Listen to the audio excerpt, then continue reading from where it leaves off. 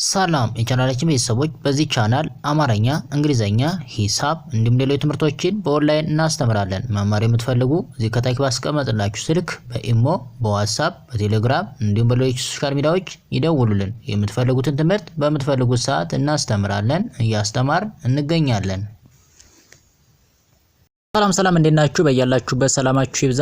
ዛሬ እንግዲህ የአማርኛ ፊደላትን ከሀ ጀምረን እስከ ፐ ያሉ ወደ 34 የሚደርሱ ፊደላትን እናነባለን፣ እንረዳለን፣ እንገነዘባለን። ከዛ በፊት ለቻናላችን አዲስ ከሆናችሁ ላይክ፣ ሰብስክራይብ፣ ሼር በማድረግ ቤተሰብ ሁኑ። ምክንያቱም የምንለቃቸው እንደዚህ ያሉ አዳዲስ ቪዲዮዎች ቀጥታ ለእናንተ እንዲደርሷችሁ ማለት ነው። እንዲሁም በኦንላይን መማር የምትፈልጉ እዚህ ከታች ባስቀመጥላችሁ ስልክ በኢሞ፣ በዋትስአፕ፣ በቴሌግራም እንዲሁም በሌሎች የሶሻል ሚዲያዎች ኮንታክት በማድረግ የምትፈልጉትን ኮርስ በምትፈልጉት ሰዓት መማርና መውሰድ ትችላላችሁ። በአገር ውስጥም በአገር ውጭም ያላችሁ ስራችሁን እየሰራችሁ መማር የምትፈልጓቸውን ኮርሶችን መማር ትችላላችሁ ማለት ነው። እንዲሁም ደግሞ ህፃናትን ማስተማር የምትፈልጉ ኮንታክት አድርጉን፣ እናስተምራለን። በአጭር ጊዜ ትቀየሩበታላችሁ ማለት ነው። ስለዚህ እስኪ ዛሬ ከሀ ጀምረን ያሉትን እኔ እስኪ ለምሳሌ ቺኛዋ ፊደል ማነች? ሀ ቺኛዋስ ሁ እንላለን። እንግዲህ ሀ ብለን ሁ ስንል እንግዲህ ከጎኗ ምን አለባት? ቅጥል አለባት። ይሄው ሁ እንላለን። ከዛ ቺኛዋ ማነች? ሂ ምንድነች? ደግሞ ይሄው ከእግሯ ላይ ሸፈፍ ያለ አለባት። ሂ ቺኛዋ ሀ ስንል እንግዲህ ቀጥ ያለች ነች። ቺኛዋ አምስተኛ ላይ ያለችው ምን ነች? ሄ ትባላለች። ምን አለባት? ቀለበት አለባት።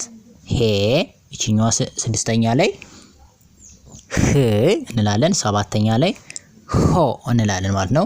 ወይም ደግሞ ከእግሩ ላይ የሆነ እንደ ቀለበት ነገር አለበት ማለት ነው። ስለዚህ በምልክትም በቀላሉ መያዝ ይቻላል። እንደገና በድምጻቸው በሁለት አይነት መንገድ የመያዝ ስልት አለ ማለት ነው። ሌላኛው እንደ ስምንተኛ ቦታ ላይ የሚቀመጡ የሀ ቤተሰብ የሆነችዋ ማነች? ወይም ጥምርና ውስብስብ ሆሄያት የምትባለዋ ኋ ብለን የምንጠራት ፊደል ነች። ይቻውን ፊደል አብዛኛውን ጊዜ እንደነዚህኞቹ ከ1 እስከ 7 እንዳሉት እንደ መደበኛ አትቆጠርም። ግን ደግሞ በዋና ቃል ላይ ወይም ደግሞ አረፍተ ነገር ስንመሰረት እየገባች የተለያዩ ቃላትና አረፍተ ነገሮችን የምንሰራባት ዋና ፊደል ነች ማለት ነው። ስለዚህ እንደ ስምንተኛ ቦታ ላይ የሚቀመጡ ጥምር ወይም ደግሞ ውስብስብ ሆሄያዎች ይባላሉ። እነዚህ በሙሉ ወርታች ያሉት ማለት ነው። ስለዚህ ኋ እንላለን ማለት ነው። ስለዚህ እስኪ አንድ ጊዜ እንጥራቸው ሙሉውን ሀ ሁ ሂ ሃ ሄ ህ ሆ እንላለን ማለት ነው። እንግዲህ ማነች? ኋ እንላታለን። ኋ መልካም። ሌላኛው ይሄኛው ማን ነው? ለ ነው። ለ ይሄው በመጀመሪያ ላይ ያሉት አሁን ሀ ለ ሀ መርኋ መሰ ስንል ምንም ቅጥልም ምንም የለባቸውም። ዋና የመጀመሪያ ፊደል ስለሆኑ ኖርማል ፊደሎች ናቸው። ስለዚህ ለ ሉ ስንል ይሄው ቅጥል አለበት። እዚህኛውም ቅጥል አለበት አይደል? ሁ ስንል ሉ። ከዛ ስንመጣ ማን ሊ ስንል ይሄው ሸፈፍ ያለ ነው እግሩ። እዚህም ሂ ስንል ሸፈፍ ያለ ነበር። እዚህም ሊ ስንል ሸፈፍ ያለ ነው። ላ ስንል ደግሞ ከወደ ግራ ያለው እግሩ ያጠረ ነው። እሺ ሌ ስንል ምን አለበት? ከእግሩ ላይ ቀለበት አለበት። ይሄው እዚህ ላይም ሄ ስንል ቀለበት ያለበት ነበር። ሌላኛው ል ስንል ይሄው ከውስጥ በኩል ቀለበት አለበት። ሎ ስንል ደግሞ ከውጭ ምን አለበት? የቀለበት ምልክት አለበት ማለት ነው። ስለዚህ አንዳንዴም በዚህም በፊደሎቹ እንይዛለን። ይችኛዋን እንግዲህ ደግሞ ማነች? ሏ የምንላት ወይም ደግሞ የለቤተሰብ የሆነ ጥምር ወይም ውስብስብ ሆሄዋ ሏ ትባላለች ማለት ነው። ሌላኛው አሁን ለምሳሌ ከላይም እንዳየ ነው። ይችኛዋ ለምሳሌ እንግዲህ ሀ ብለን ሁ ስንል ምን ድምጽን በድምጽ ለመለየት ኡ የሚል ድምጽ አለ። ኡ ለምሳሌ ሄ ስንል ኢ የሚል ድምጽ አለ። ሃ ስንል አ የሚል፣ ሄ ስንል ኤ የሚል ድምጽ አለ። ህ ስንል እ የሚል አለ።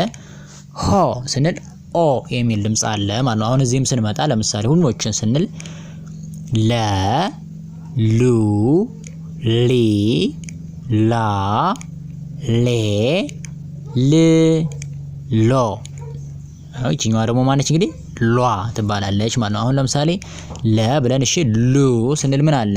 ኡ የሚል ድምጽ አገኘን ማለት ነው። ስለዛኛው ሊ ስንል ኢ የሚል፣ እዚህስ ሂ ስንል ኢ የሚል ነበር። ተመሳሳይ ነው። እዚህኛውም ሀ ስንል አ የሚል ድምጽ ነበር። እዚህኛው ነው ላ ስንል አ የሚል ድምጽ አለ። እዚህኛው ደግሞ ሌ ስንል ኤ የሚል ድምጽ እናገኛለን። እዚህም ሄ ስንል ኤ የሚል ድምጽ ነበረ። ል ስንል እ የሚል ድምጽ አለ። እዚህም ህ ስንል የሚል ድምጽ እናገኛለን። ከዛኛው ላይ ሆ ስንል ኦ የሚል ድምጽ አለ። እዚህኛው ማን እንላለን? ሎ ስንል ኦ የሚል ድምጽ አለ። እዚህ ላይ ሏ ስንል ኦ የሚል ድምጽ አለ። እዚህ ላይ ኋ ስንል በሙሉ እዚህ ላይ ኦ የሚል ወደታች ይኖርባቸዋል ማለት ነው። መልካም። ስለዚህ በዚህ መሰረት በቀላሉ ፊደሎቹን መለየት ይቻላል ማለት ነው። ሌላኛው እቺኛዋ ሐመር ኋ ትባላለች። እንግዲህ እቺኛዋና ይቺ ሀሌት ውሃ ነው የምትባል። እቺኛዋ ሐመር ውሃ የሚለያዩ በቅርጽ ነው እንጂ እንዳለ ሙሉ ድምጻቸው ተመሳሳይ ነው። እቺኛዋም ሀ ነው የምትባል፣ እቺኛዋም ሀ ነው የምትባል። የሚለያዩት በቅርጽ ነው። ስለዚህ እቺኛዋ የመጀመሪያዋ ሀሌት ውሃ ትባላለች። ይቺ የሁለተኛዋ ደግሞ ሐመር ውሃ እንላታለን። ለምሳሌ እቺኛዋ ሀ፣ ሁ፣ ሂ፣ ሃ፣ ሄ፣ ህ፣ ሆ። እቺኛዋ ኋ እንላታለን ማለት ነው። ይሄው እንግዲህ ሀ ብለን ሁ ስንል ከጎኑ ቅጥል አለበት። ሂ ስንል እግሩ ሸፈፍ ያለ ነው። ሃ ስንል ይኸው ወደ ግራ ያጠረ ነው። ይኸው የዚህም ያጠረ ነው። ሄ ስንል ይኸው ቀለበት አለበት። እዚህኛውም የሌሎቹ እንደምታያቸው ቀለበት አለባቸው። ህ ስንል የሚል ድምጽ አለ። እዚህኛው ል ህ እያልን ነበር ነው። እሺ ለምሳሌ እዚህኛው ደግሞ ሆ ስንል ኦ የሚል ድምጽ አለ፣ ወይም ከወደ ቀኝ እግሩ ያጠረ ነው። እቺኛዋ ደግሞ ኋ ስንል ኦ የሚል ድምጽ እናገኛለን ማለት ነው። ስለዚህ በዚህም በድምጽና በቅርጻቸው በሁለቱ መንገድ ማንበብ እንችላለን ማለት ነው። ሌላኛው ይሄኛው መ ነው።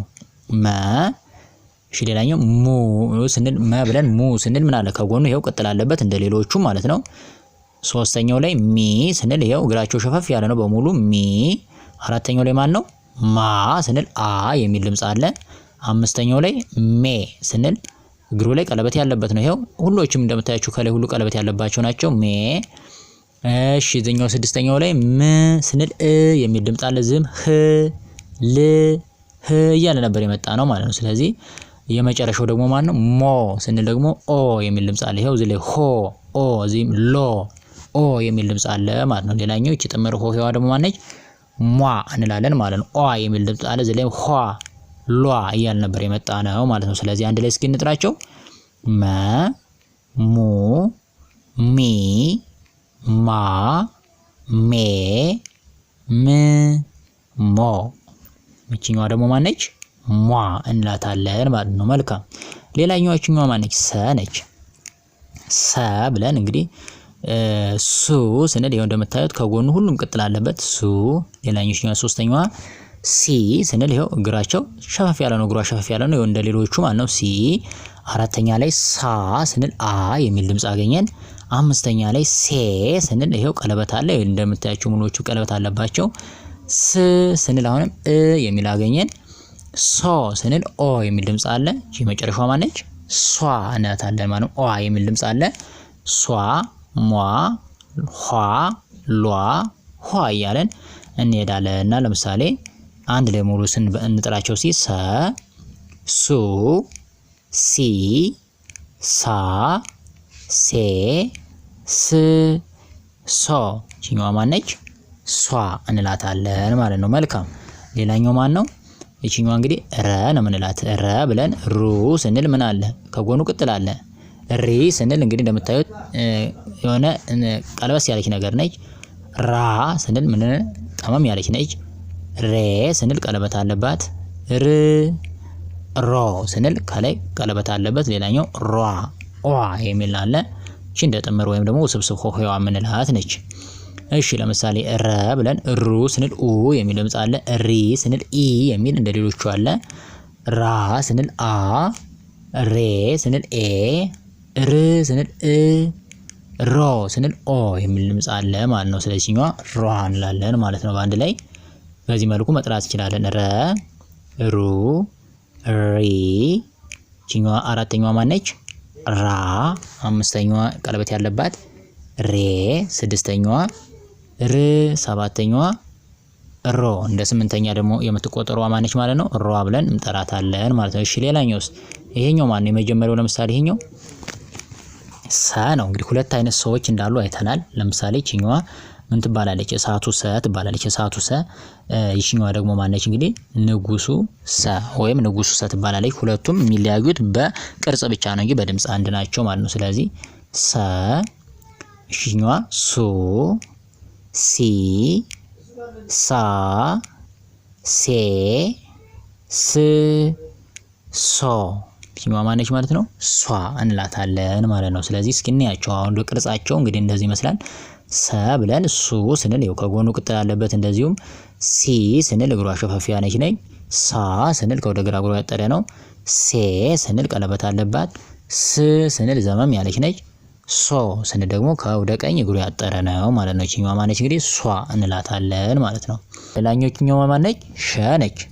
ሸ ብለን እንደምታዩ ሹ ስንል ይሄው ከጎኑ ቅጥል አለበት። ይሄው እንደዚህኛው ማለት እንደ ሰ ይሄም ቅጥል አለበት። ሺ ስንል ይሄው እግሯ ሸፈፍ ነች።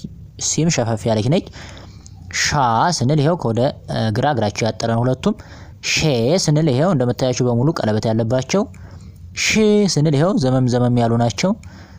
ስድስተኛ ላይ የሚገኙ። ሰባተኛ ላይ ደግሞ ሾ ስንል ይሄው ከወደ ግራ እግራቸው ያጠረ ነው አብዛኛው ማለት ነው። ይችኛዋ ደግሞ ማነች እንግዲህ ሿ እንላለን። እሺ እዚህ ላይ ሿ የምትለዋ ላይ ምን አለ ማለት ነው? ስህተት በስተት ገብቶ ነው በጣም ይችኛዋ ሿ ብለን ስንጽፍ እንግዲህ እንዴት ነው ምንጽፋት ማለት ነው? ሿን ስናስቀምጥ እሺ እናስቀምጠው። ያው ዋጋ አንዳንዴ ሲጻፍ ነው እንጂ እንደምትጻፍ ማለት ነው። ሿ ስንጽፍ ይቺ ናች ማለት ነው። ሿ ምንጽፋት ይቺ ነች። ስለዚህ በዛ አይነት መንገድ ያው በስተት ገብታ ነው ማለት ነው። ስለዚህ ሿ ስንል ኦ የሚል ድምጽ እናገኛለን ማለት ነው። ኦ የሚል ድምጽ እናገኛለን። እሺ ሌላኛው እስኪ አንድ ሙሉ እንጥራቸው። ሸ ሹ ሺ ሻ ሼ ሽ ሾ ይችኛዋ ማነች እንግዲህ ሿ እንላለን ማለት ነው። መልካም ሌላኛው ማነች? ቀ ነች። ቀ ይችኛዋስ ቁ ስንል ይሄው ከጎኗ ቀጥላለ። ይችኛዋስ ቂ ሶስተኛዋ ይሄው እግሯ ሸፈፍ ያለ ነው እንደ ሁሎችም ማለት ነው። ቃ ስንል ይሄው ጠመም ያለች ነች። ቄ ስንል ደግሞ አምስተኛዋ ምንድነች? ቀለበት አለባቸው በሙሉ። ቅ ስንል ይሄው ዘመም ያሉ ናቸው። ቆ ስንል ኦ የሚል ድምጽ እናገኛለን። ቋ ትባለች ደግሞ ጥምር ሆሄያ ወይም ውስብስብ ሆሄያ ቋ ብለን እንጠራለን። ቋ የሚል ድምጽ እንዳላቸው አይተናል ማለት ነው። ስለዚህ በቅርጻቸው ይሄን ይመስላል። በድምጻቸውም ስናይ አንድ አይነት ናቸው በሙሉ ማለት ነው። ቀ ብለን ቁ ስንል ኡ የሚል ድምጽ አለ። ቂ ስንል ቂ የሚል ድምጽ እናገኛለን። ቃ ስንል አ የሚል ይሄው ሻ ሳ ራ ነው። እዚህኛው ስንመጣስ ቂ ሲ ሺ ሲ ሪ ነው። ኢ የሚል ድምጽ አለ። እዚህኛው ስንመጣስ ሩ ሱ ሹ ቁ ነው ምን አይደለ? ኡ የሚል ድምጽ አለ። ለምሳሌ እዚህኛው እንምጣ። አምስተኛው ላይ ማነች እቺ? ቄ ነች። እንግዲህ ከእግሯ ቀለበት አለባት፣ እነዚህም አለባቸው። ቄ ብለን እዚህም ስንመጣ ሼ ሴ ሬ እንላለን ማለት ነው። ስለዚህ ኤ የሚል ድምጽ አለ ማለት ነው። ሌላኛው የስድስተኛዋ ማነች? ቅ ትባላለች። ቅ ስንል ይሄው የሚል ድምጽ አለ። እዚህም ስንመጣ ሺ ስንል የሚል ድምጽ አለ። ላይ ስንሄድ ማን አለ? ስ ስንል አሁንም ምንድነው? የሚል ድምጽ እንደገና ር ስንል እንደዛው ማለት ነው። ስለዚህ በዚህ መንገድ መያዝ። ይችኛዋ ደግሞ ማነች? ቆ ነች። ቆ ስንል ኦ የሚል ድምጽ አለ። እዚህ ላይ ሾ ስንል ኦ የሚል ድምጽ አለ። እዚህኛው ላይ ሶ ስንል ኦ የሚል ድምጽ አለ። እዚህ ስንመጣ ሮ ስንል ኦ የሚል ድምጽ አለ ማለት ነው። ስለዚህ በድምጽም በቅርጽም መያዝ ይቻላል ማለት ነው። ይችኛዋ ማነች እንግዲህ ቋ ነች ማለት ነው። ስለዚህ አንድ ላይ እንጥራቸው። ቀ ቁ ቂ ቃ ቄ ቅ ቆ። ይችኛዋ ማነች እንግዲህ ቋ እንላለን ማለት ነው። ሌላኛው ማነች? በ ነች። በ እንላለን። ይችኛዋ ቡ ስንል ይሄው ከጎን ቅጥል አለባት። ቢ ስንል ሸፈፍ ያለች ነች። ባ ስንል ከግራ እግሯ ያጠረ ነው። ቤ ስንል ቀለበት አለባት። ብ ስንል ይሄው የሚል ድምጽ አለ። ቦ ስንል ኦ የሚል ድምጽ እናገኛለን። ይችኛዋ ቧ ስንል ደግሞ አ የሚል ድምጽ አለ ወይም ደግሞ ጥምር ሆሄዋ ነች ማለት ነው። ስለዚህ በሙሉ አብረን ከነዚህ ጋር አንድ አይነት ስለሆኑ በቀላሉ መያዝ ይቻላል። ስለዚህ እስኪ አንድ ላይ በ ቡ ቢ ባ ቤ ብ ቦ ይችኛዋ ባ እንላለን ማለት ነው። እሺ ሌላኛው ይሄ ማን ነው? ቨ ነው። ቨ ይባላል። ቨ ይሄ ቡ ስንል ቅጥል አለበት ከጎኑ። ቪ ስንል ይሄው እንደሌሎች እግሯ ሸፈፍ ያለ ነው። ቫ ስንል ይሄው ከወደ ግራ እግሩ ያጠረ ነው። ቬ ስንል እግሩ ላይ ቀለበት አለበት። ቭ ስንል ከወደ ግራ ቅጥል አለበት። ቮ ስንል ይሄው እንደ ብዙዎቹ ከወደ ቀኝ እግሩ ያጠረ ነው። ቫ እንላለን። ይችኛዋ ደግሞ ቫ። ስለዚህ ብዙዎቹ ተመሳሳይ ስለሆኑ በቀላሉ ለመያዝ አይከብዱንም ማለት ነው። ስለዚህ አንድ ላይ ቨ ቡ ቪ ቫ ቬ ቭ ቮ ቺኛዋ ማነች ማለት ነው? ቫ እንላለን ማለት ነው። መልካም ሌላኛው ማን ነው? ቺኛዋ ተ ነች። ተ ብለን ቱ ስንል ይኸው ከጎኑ ቅጥል አለ። ቲ ስንል ሸፈፍ ያለች ነች። ታ ስንል ይኸው ጠመም ያለች። ቴ ስንል ቀለበት አለባት። ት ስንል ከራሷ ዘመም ያለች ነች። ቶ ስንል ከራሱ ላይ ቀለበት አለበት። ቷ ስንል ደግሞ ይሄው ኦ የሚል ድምጽ እናገኛለን። ስለዚህ በአንድ ላይ ብዙዎች እንደምታያቸው ተመሳሳይ ናቸው ማለት ነው። ተ እንላለን። ቱ ኛዋ ሶስተኛዋ ማነች? ቲ እሺ አራተኛዋ ታ አምስተኛዋ ማነች? ቴ ቀለበት አለባት። እሺ ስድስተኛዋ ት ሰባተኛዋ ቶ እንላለን ማለት ነው። እሺ ጥምር ሆሄዋ ማነች ማለት ነው? ቷ ብለን እንጠራቸዋለን ማለት ነው። እሺ ሌላኛው እንግዲህ ኛዋ ማነች? ቸ ነች። አሁን ቸ እንልና ቹ ስንል ይኸው እንደምታዩት ከጎናቸው ቅጥል አለ። ቺ ስንል ይኸው እግራቸው ሸፈፍ ያለ ነው በሙሉ። ቻ ስንል ይኸው ከዚህ ጋር ምንድነው ዘመም ያለ ቅርጽ አላቸው። ሌላ አምስተኛው ማን ነው? ቼ ስንል በሙሉ እንደምታያቸው ቀለበት አላቸው። ቺ ስንል ያሉን እንደገና ደግሞ ዘመም ያሉ ናቸው ብዙዎቹ። ቾ ስንል ደግሞ ይኸው እንደምታዩት አንድ አይነት ናቸው። ቺኛዋ ማነች እንግዲህ ጥምር ሆሄዋ ቿ እንላለን ማለት ነው። መልካም ስለዚህ እስኪ አንድ ላይ እንጥራቸው። ቸ ቹ ቺ ቻ ቼ ቺ ቾ ቺኛዋ ማነች ማለት ነው?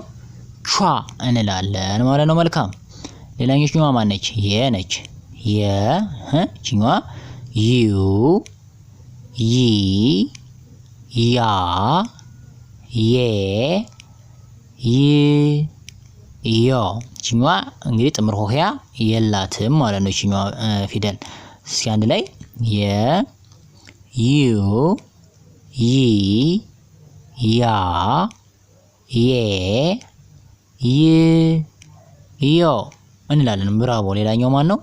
ይሄኛው ነ ነው የሚባለው። ይሄ ነ እንላለን። ኑ ስንል ይኸው እንደምታየው ቅጥል አለው። ኒ ስንል ሸፈፍ ያለ ነው። እሺ ና ኔ ን ኖ እንላለን። መልካም ይችኛዋ ማነች? ጥምር ሆሄዋ ኗ እንላታለን ማለት ነው። እስኪ አንድ ላይ እንድገመው። ነ ኑ ኒ ና ኔ ን ኖ ይችኛዋ ኗ እንላለን ማለት ነው። መልካም ሌላኛው ማን ነው? ይሄኛው ኘ ነው የሚባል። ኘ ኘ ኙ ኚ ኛ ኘ ኝ ኞ ይችኛዋ ማነች ማለት ነው? ኟ እንላታለን ማለት ነው። መልካም እስኪ እንድገም አንዴ። ኘ ኙ ኚ ኛ ኘ ኝ ኞ ይችኛዋ ኟ። ብራቮ ሌላ ይሄ ማን ነው? አ ነው። አ ኡ ይኸው ቀለበት ማን ነው ከጎኑ ቅጥል አለው። ኢ ስንል ይኸው ሸፈፍ ያለ ነው። አ ስንል ከወደ ግራ እግሩ ያጠረ ነው። ኤ ስንል አምስተኛው ቀለበት አለበት። እ ስንል ይኸው ዘመም ያለ ነው። ኦ ስንል ከወደ ቀኝ እግሩ ያጠረ ነው። ይችኛዋ ማነች ማለት ነው? አ እንላታለን ማለት ነው። አ የአ ጥምር ሆሄዋ አ ብለን እንጠራታለን ማለት ነው። እስኪ አንድ ላይ እንድገመው። አ ኡ ኢ አ ኤ እ ኦ ይችኛዋ ማነች ማለት ነው? አ እንላታለን ማለት ነው። መልካም ሌላ ይሄኛው ማን ነው? ከ ነው። ከ ይሄው ኩ ስንል ቅጥል አለው። ኪ ሸፈፍ ያለ ነው። ካ እግሩ ከወደ ግራ ያጠለ ነው። ኬ ቀለበት አለበት። ክ ስንል ዘመም ያለ ነው። ኮ ስንል ደግሞ ከወደ ቀኝ እግሩ አጥሯል። ይችኛዋ ጥምሯ ማነች? ኳ ማነው? ኳ እንላለን ማለት ነው። ኳ ብራቮ። እሺ እንድገማ እንዴ። ከ ኩ ኪ ካ ኬ ክ ኮ ይችኛዋ ኳ እንላለን። እና እንደምታዩት ምንድነው ተመሳሳይነት አላቸው ነው ብዙዎቹ። ይችኛዋ ማነች ማለት ነው? ሀ ነው የምትባል። ይችኛዋ ፊደል ደግሞ ሀ ሁ ሂ ሃ ሄ ህ ሃ ይችኛዋ ማነች? ኋ እንላለን ማለት ነው። መልካም እስኪ እንድገመው።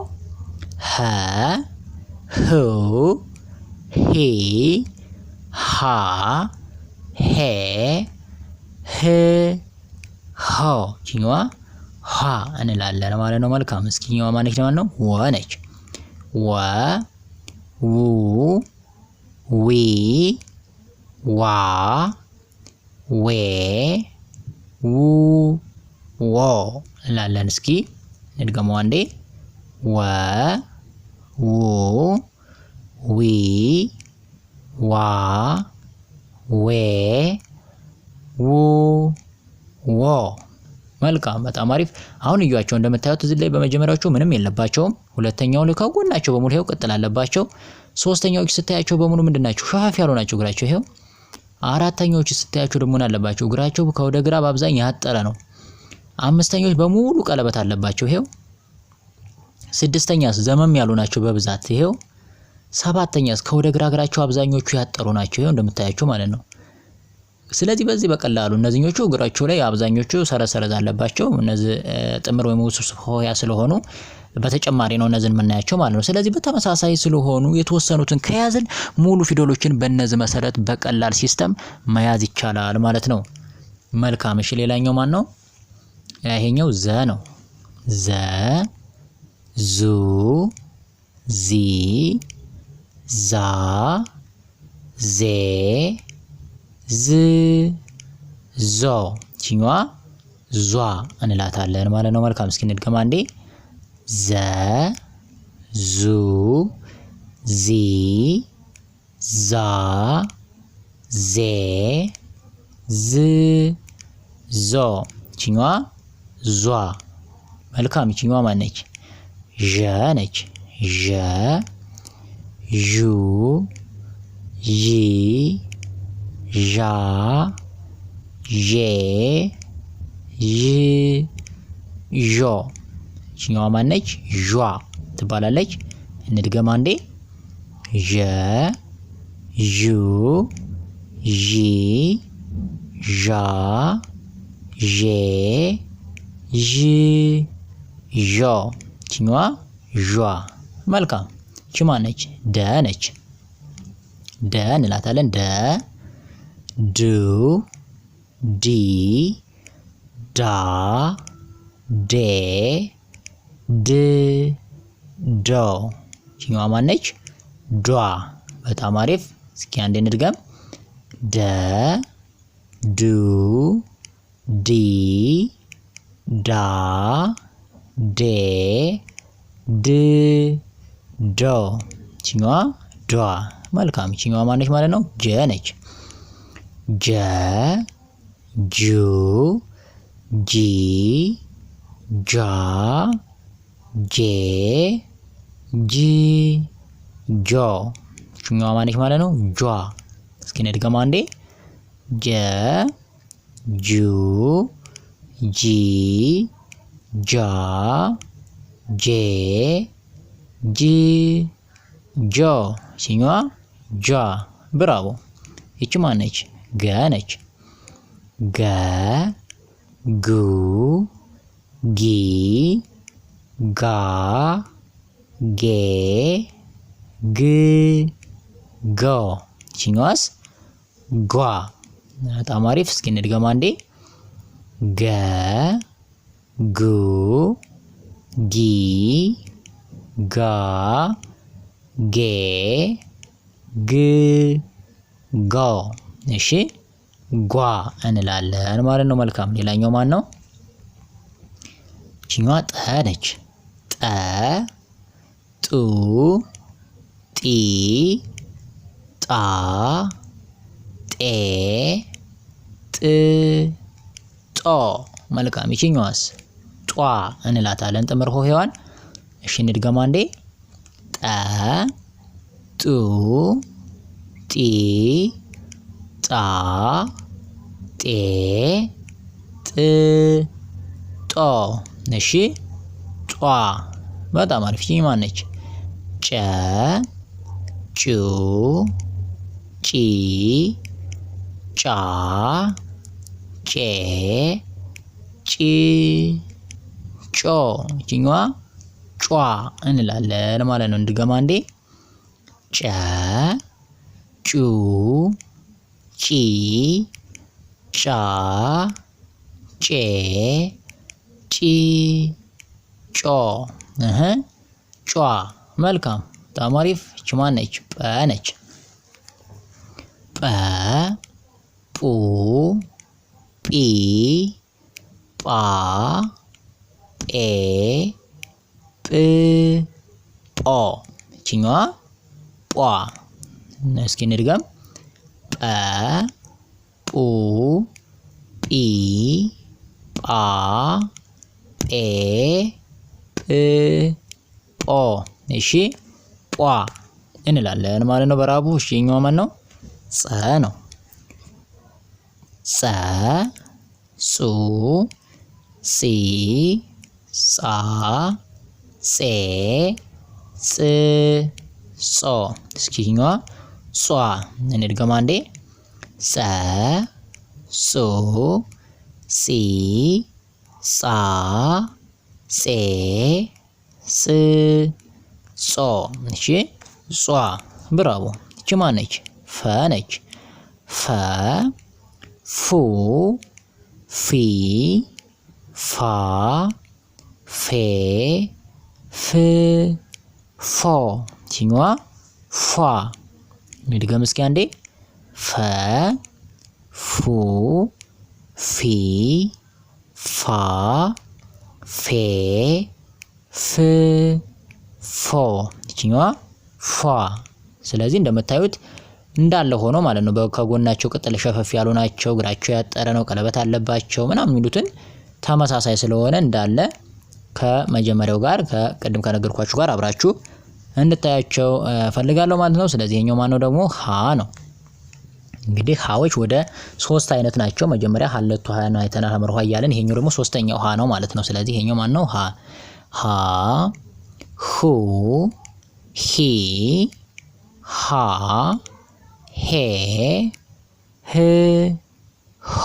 ይችኛዋ ማነች ማለት ነው? ኋ ትባላለች። ኋ ጥምር ሆሄዋ ማለት ነው። እስኪ እንድገም ሃ ሁ ሂ ሃ ሄ ህ ሆ። ይችኛዋ ኋ እንላለን ማለት ነው። እስኪ እንድገም ይችኛዋ ማነች ደግሞ? አ ነች። አም እንግዲህ 2 አይነት አዎች አሉ። መጀመሪያ ያየነው አ አለ። አሁን ይሄኛው ደግሞ ሁለተኛው አ ነው። አ ኡ ኢ አ ኤ እ ኦ። እስኪ እንድገም አንዴ አ ኡ ኢ አ ኤ እ ኦ። በጣም አሪፍ። ይቺ ማን ነች? ጸ ነች። ጸ ደግሞ ስንት አይነት አሉ ማለት ነው? 2 አይነት አሉ። ለምሳሌ ይችኛዋ አንዷ ጸ አለች። ይችኛዋ ነች የመጀመሪያዋ፣ የሁለተኛዋ ደግሞ ይቺ ማለት ነው። ስለዚህ በቅርጽ ነው እንጂ በድምጽ አንድ ናቸው ማለት ነው። ስለዚህ ማነች? ጸ ጹ ጺ ጻ ጼ ጽ ጾ። ይችኛዋ ጿ እንላለን። እስኪ እንድገማ አንዴ ጸ ጹ ጺ ጻ ጼ ጽ ጾ። እሺ ይችኛዋ ጿ። ብራቮ። ሌላ ማን ነው? ይችኛዋ እንግዲህ መጨረሻዋ ፊደል ነች። ፐ እንላታለን። ፐ ፑ ፒ ፓ ፔ ፕ ፖ። ይችኛዋ ጥምር ሆሄዋ ማን ነች? ፖ። እስኪ እንድገም ፐ ፑ ፒ ፓ ፔ ፕ ፖ። እሺኛዋ ፖ እንላለን ማለት ነው። በጣም አሪፍ።